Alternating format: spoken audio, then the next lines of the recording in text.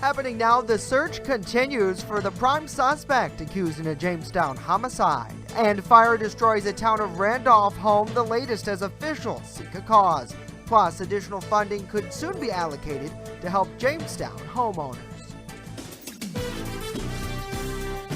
Live and on demand, this is WNY News Now. And thanks for joining us for WNY News Now. I'm Justin Gould. Those stories and more are coming up, but first, the manhunt continues for a Jamestown man wanted in connection with a domestic violence homicide. A $2,500 reward is offered for information leading to the arrest of Michael Burham, who police say is considered to be armed and dangerous. Investigators discovered Burham's truck unoccupied in Warren County, PA last Thursday, just hours after police said he fled the Jamestown area. Burham is wanted in connection with the death of 34-year-old Kayla Hodgkin, who was found unresponsive at a Southside Jamestown address by her children. While police have not yet released a motive, Hodgkin's neighbors believe her death resulted from continued domestic violence. I do wish that we could quit having homicides within the city of somebody that had already actively reported crimes against them from that individual. Their home should probably be checked a lot more often than the average if you think somebody could be in danger. I know she pressed charges against this individual a few weeks back, and he's currently on the top 10 most wanted list for first-degree rape, so it's already a violent crime. Now, in addition to the previous rape charge mentioned there, Burham has been formally charged in connection with a vehicle fire that happened after Hodgkin was discovered deceased. Now, information can be reported anonymously to the Jamestown Police Department tip line. That number on your screen is 716-483-8477. You can also use the Buffalo Tips app or visit crimestopperswny.org.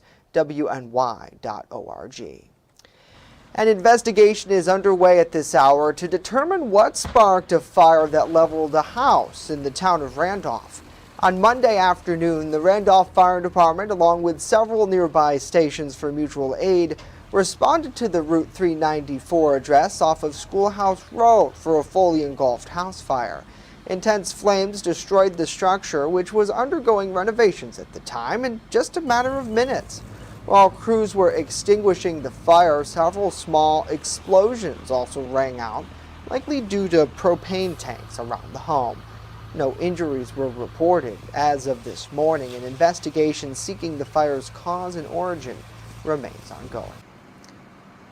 The world-renowned author stabbed last summer at the Chautauqua Institution is warning that freedom of expression in the West is under its most severe threat in his lifetime. Salman Rushdie delivered a video message to the British Book Awards, where he was awarded the Freedom to Publish Award on Monday evening. He called out the quote-unquote attack on libraries and books for children in schools. The 75-year-old was blinded in one eye and suffered nerve damage to his hand when he was attacked at a literary festival at Chautauqua last August. His alleged assailant, Hadi Matar, has pleaded not guilty to charges of assault and attempted murder. A trial prosecuting the alleged crimes could get underway as soon as this fall. Additional funding could soon be allocated to help homeowners improve property within the city of Jamestown. On Monday night, Jamestown City Council members reviewed details of a homeowner grant, which will be administered by the Jamestown Department of Development. Now, funding was allocated last year, but administration of the American Rescue Plan Act money was not rolled out until now. There's still a 10% match requirement for homeowners to apply. It's up to $2,500 in either direct payment to a contractor, or they can pay for it and then they'll get a rebate. And so we gave council the draft to review and give us any feedback that they might have, just to make sure it's still in alignment with how they kind of foresaw what they wanted out of the grant. Now, two similar programs to help fix up the city's housing stock were also previously funded with ARPA dollars, including to address zombie properties and help develop senior housing. Well, now let's switch gears and get a first check of our weather forecast today. Chief Weather Forecaster Andrew Stevenson joining us with an important message for those, Andrew, who might be looking to have a outdoor fire today, or maybe could discard a improperly discarded cigarette, as the risk of fire seems to be at an all-time high.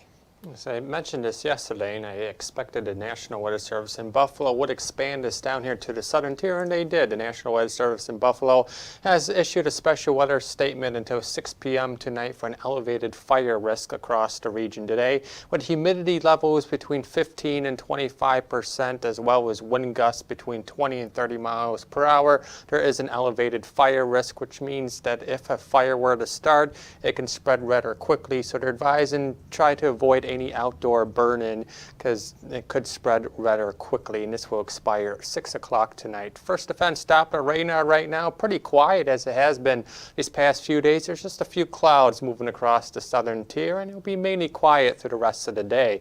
The almanac for today, we made it to a high of 66 degrees yesterday. Our low for yesterday was 39, and the records for today, 88 set back in 1991, and the record low of 28 set back in 1959. So here's your First Defense forecast for the rest of the afternoon out there. Partly sunny skies. It will be breezy with a west wind of 10 to 15 miles per hour. Again, some gusts of 20 to 30 miles per hour are possible. Highs for today will be in the low to mid 60s near the immediate Lake Erie shoreline to the lower 70s inland. I'll have a look at that full forecast coming up in just a few minutes. All right, Andrew, we'll look forward to seeing you back in a bit. Thank you.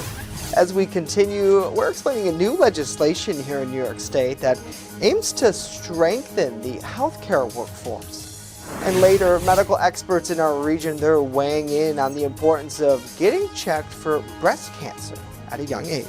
Stay with us. WNY News Now. We'll be right back. With coverage that matters, this is WNY News Now. EagleZip.com is your local one-stop shop for all of your home and business computer needs. Located on Fluvan Avenue Extension, just outside of Jamestown, EagleZip.com sells and services all brands of desktops and laptops, as well as servers and network equipment for your business. All new computer sales include transferring your data from your old computer plus a 2-year warranty. Call EagleZip.com today. Stop by EagleZip.com today and let us make computers easy for you. On this episode of Lead and Lures, pro staffer and lethal lady Caitlin Armstrong takes out her big Ohio buck. Months of hard work, dedication, and scouting have led her to this moment. You're not going to want to miss this episode of Lead and Lures on Channel 716 Roku TV.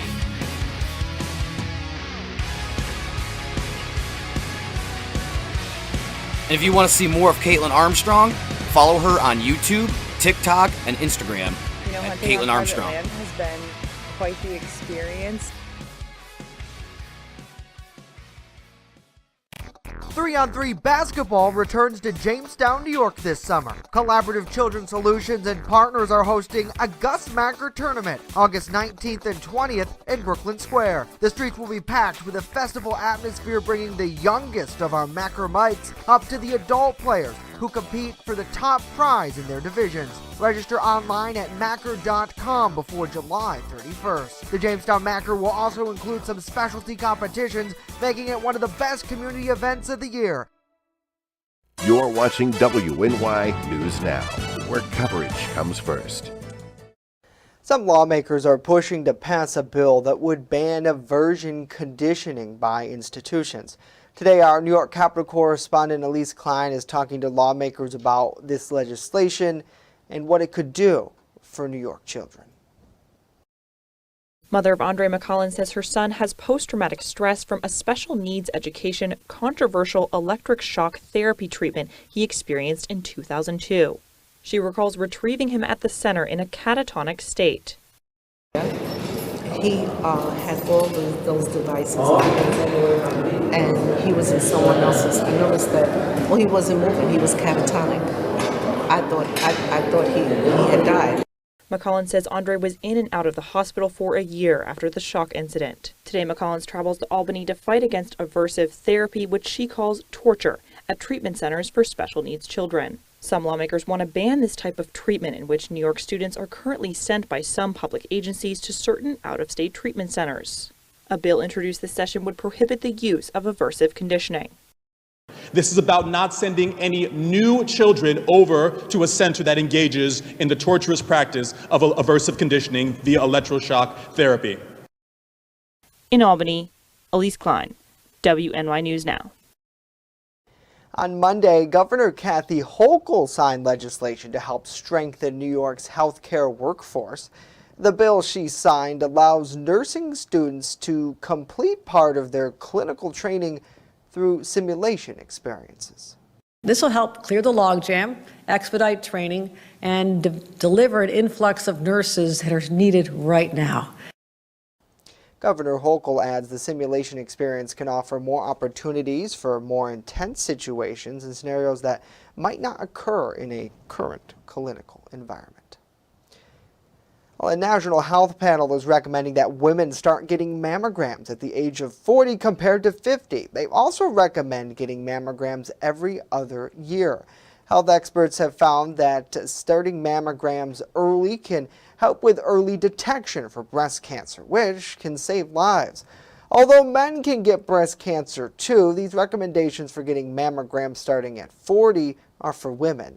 Dr. Bill Daunt, the Chief Scientific Officer for the American Cancer Society, believes this is a step in the right direction, but thinks women should getting mammograms every year rather than every other, especially since cancer can be more aggressive and grow faster in younger women. A lot of cancers that develop in younger women are actually more rapidly growing, and I think finding a cancer earlier on where it's still treatable, resectable, or treated perhaps with radiation and lumpectomy will lead to therapies that can actually be effective before the cancer has an opportunity to spread. Every woman and body is different, so health experts say it's best to consult with your doctor about when you should start getting your early mammograms. Well, this past weekend marked the anniversary of the Buffalo, New York mass shooting. That's where 10 people were killed in the racially motivated shooting at the Tops grocery store on Jefferson Avenue, where 3 others, including the shooter, were wounded. To mark the anniversary of this shooting, President Biden wrote an op-ed in USA Today saying he's doing everything he can to curb gun violence, but he's turning to Congress to do more. Our Washington, D.C. correspondent Rachel Knapp has more for us today. In the op-ed, President Biden says he and the First Lady have spent a lot of time with family members whose lives have changed following those shootings, like in Buffalo, New York, and at the elementary school in Uvalde, Texas. Now, following those shootings, Congress passed the most sweeping gun legislation in decades. In the op-ed, Biden touted the legislation, saying the new law showed real progress because it strengthens firearm background checks for young people, expands the use of red flag laws to temporarily remove guns from those who are a danger to themselves or others. He also says the bill helps prevent domestic abusers from buying guns and making investments in mental health.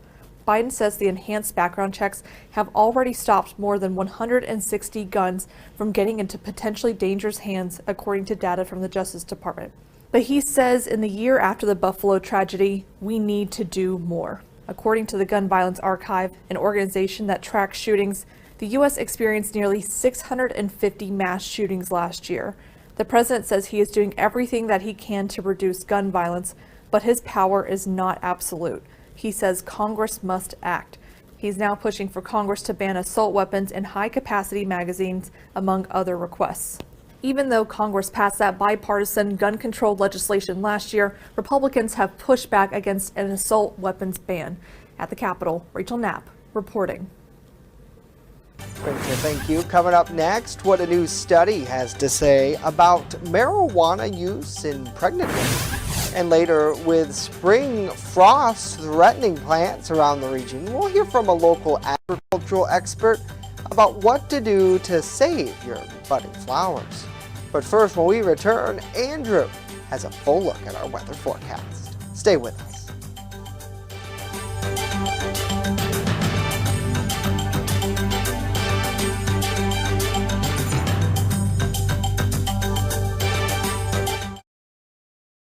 You're watching WNY News Now, where coverage comes first.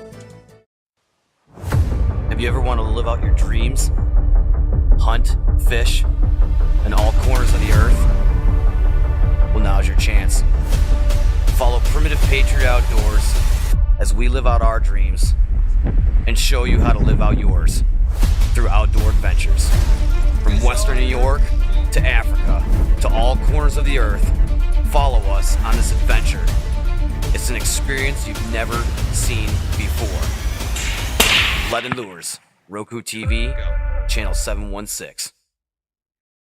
WNY News Now is covering stories that matter to you. 15-year-old Yadiel Diaz was subject to a public humiliation stunt by a fellow student in an act of violence and bullying. Now Yadiel's mother, Raquel, has had enough. Officials are trying to work with the county's homeless coalition to help support the homeless population locally.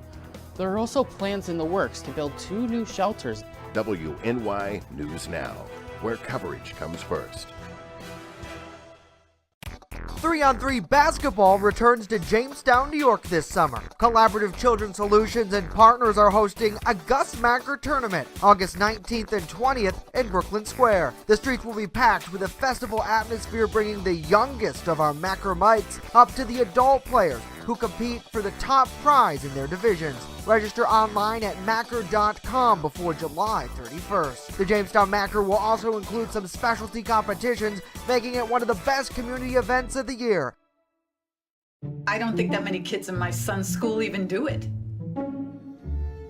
He makes fun of his friend who vapes. He would never try it. She's into soccer. She's on the honor roll. She's just not the type. No way. No way. No way. No way, my kid would never vape. Get your head out of the cloud. Today, nearly 8,000 kids will start vaping, maybe even yours. Learn about the dangers at talkaboutvaping.org.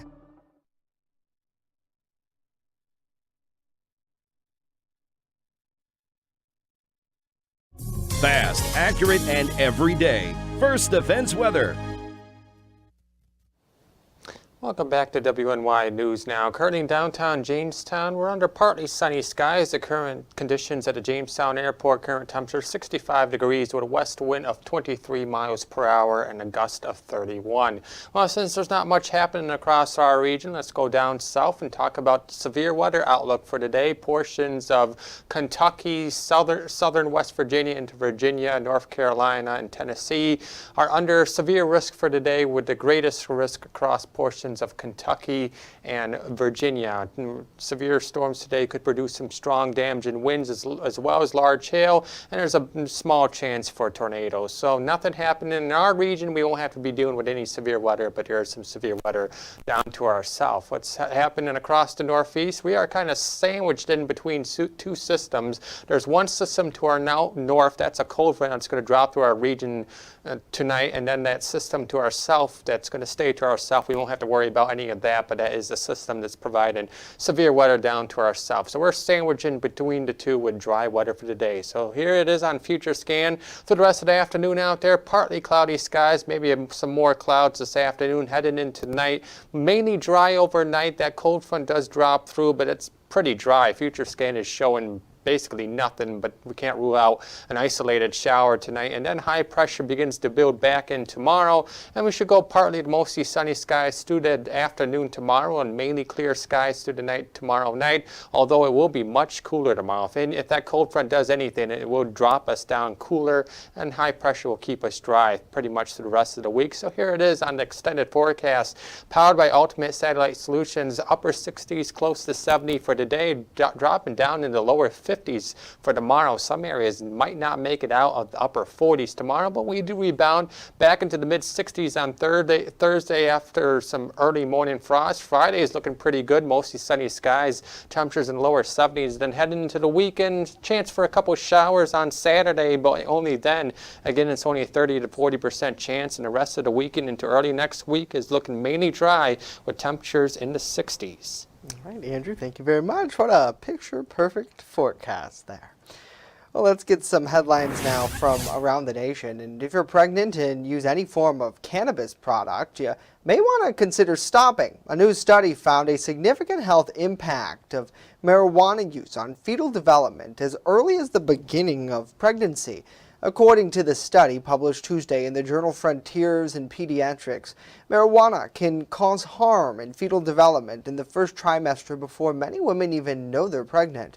It found that THC and CBD exposure in the womb are linked to childhood obesity and higher blood sugar. The study further suggests that marijuana use may also be linked to a decrease in birth weight as well as aggression, anxiety, and even autism in some children.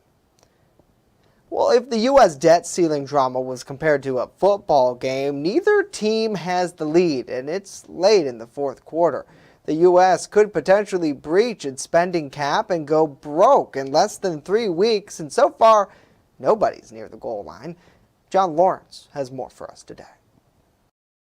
Discussions about the U.S. debt ceiling are moving like highway traffic on a holiday weekend. There's a high chance that the government could shut down. We don't know for how long. So my smartest clients right now are already thinking about that. They're putting cash away. They are making sure that they've got either credit lines or financing available. President Joe Biden is expected to meet again with top congressional leaders, including House Speaker Kevin McCarthy, Tuesday for another meeting on the matter. This comes as Treasury Secretary Janet Yellen issued another warning that the U.S. could potentially breach on its debt as soon as June 1st. Default must be taken off the table. Never in the history of our country have we failed to pay our bills on time. To default now would mean crossing a terrible point of no return. While the Biden White House wants the spending cap boosted with no strings attached, McCarthy and House Republicans are willing to raise it $1.5 trillion, but with cuts to some domestic programs. And so far, neither side is willing to budge. We're only a couple of weeks away, and if you look at the timeline to pass something in the House and pass something in the Senate, you've got to have something done by this weekend, and we are nowhere near any of that. I'm John Lawrence reporting. John, thank you. Last week, the Congressional Budget Office said there is a significant risk that the federal government will go broke by the first half of June if nothing is changed by the debt ceiling then. Well, the Department of Justice will have to go by a temporary court order that will not let them skip a step in releasing migrants from custody. On Monday, a federal judge in Florida denied the DOJ's request to stay last week's court ruling. That means the department is temporarily blocked from quickly releasing migrants from the Border Patrol custody without a court date. Now, this despite the DOJ arguing that the Department of Homeland Security found an exilic situation at the southern border. They pointed to a record number of migrants seeking to enter the country with authorization. The DOJ argued if Border Patrol was not allowed to release migrants quickly, DHS could arrest them and release them with notices to report or, in a quote, worst case scenario, decline to apprehend certain people crossing the border altogether. Well, coming up next, with frost threatening plants this week, we're hearing from an agricultural expert about what to do to keep your flowers budding.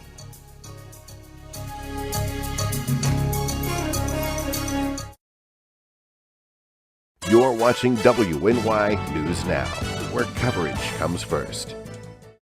3-on-3 basketball returns to Jamestown, New York this summer. Collaborative Children's Solutions and partners are hosting a Gus Macker tournament August 19th and 20th in Brooklyn Square. The streets will be packed with a festival atmosphere, bringing the youngest of our Macker mites up to the adult players who compete for the top prize in their divisions. Register online at Macker.com before July 31st. The Jamestown Macker will also include some specialty competitions, making it one of the best community events of the year.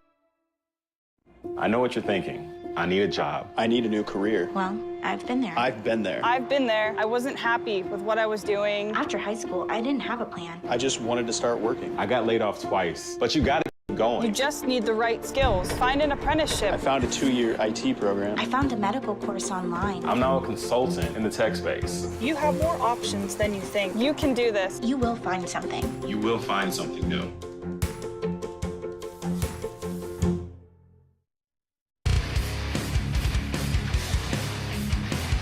On this episode of Lead and Lures, Pro staffer and lethal lady Caitlin Armstrong takes out her big Ohio buck.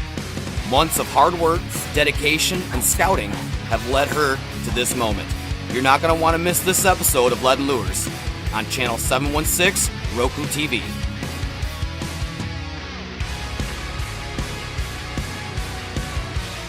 And if you want to see more of Caitlin Armstrong, follow her on YouTube, TikTok, and Instagram at Caitlin Armstrong. Land has been quite the experience. WNY News Now is covering stories that matter to you. Police and other local law enforcement agencies are looking for the person responsible for a shooting. One of the benefits of this new feature is it not only works with the newer parking meters that the city's been rolling out, but these traditional meters as well. From muddy trails to slick cliff edges to structures that have fallen into disrepair, these are just some of the problems that this park faces. WNY News Now, where coverage comes first.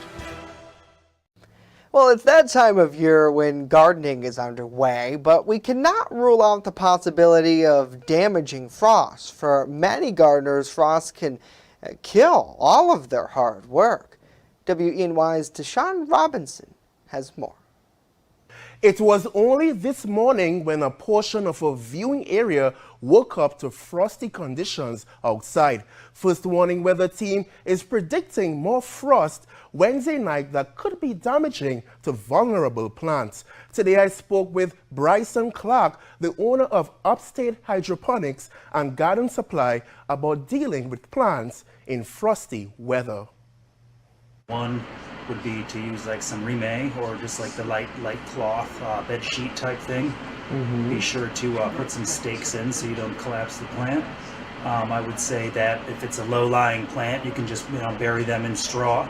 Bryson, the owner of Upstate Hydroponics and Garden Supply, said there are many strategies that you can use to protect your plants. Using a rime or some sort of cloth can be very helpful in protecting your plants. Rime is a cloth-like fabric which helps plants retain heat during times of cold. If you can't find a rime cloth, a bed sheet can also get the work done. That doesn't grow around here natively would be a little more sensitive. I guess some things are a little more hardy than others, like your peas and your broccoli and things like that. They don't mind a little bit, but Mr. Clark said that the best way to prevent your plant from damaging frost is to wait until Memorial Day to get the garden going. All right, Deshaun Robinson reporting there. Thank you very much for that, sir. And they are important tips because I know a lot of moms probably over Mother's Day weekend, they were out, they got some plants, they want to put them outside, but you got to be mindful if you actually put them in the ground. You can't take them back in, of course. Maybe around here, just wait until like August or something. Yeah, right, really. I mean, I remember a couple weeks ago you mentioned we had, snow all months of the year. So it's not out of the question, but in your crystal ball, if you shake it, Andrew, you think like after we get into June? Memorial Day, we should be good. We don't have to worry about any frost tonight because we'll have cloud cover tonight, and that should help prevent any frost from developing. But definitely tomorrow night when we get mainly clear skies, temperatures will drop down pretty cool into the lower 30s, if not the upper 20s, so that will definitely allow for frost to develop. So not to worry about tonight. Tomorrow night, can't say the same thing. Yeah, certainly. So, but take your precautions and get those socks out for those plants. Cover them up or bring them inside. Exactly. So, well, that's going to do it for our show today. Of course, the news continues 24/7 at WNYNewsNow.com and in our free mobile app. We'll leave you with this live look of a lakeside park in Mayville. Some people look like maybe getting some lunch this afternoon. A good day to enjoy, nevertheless.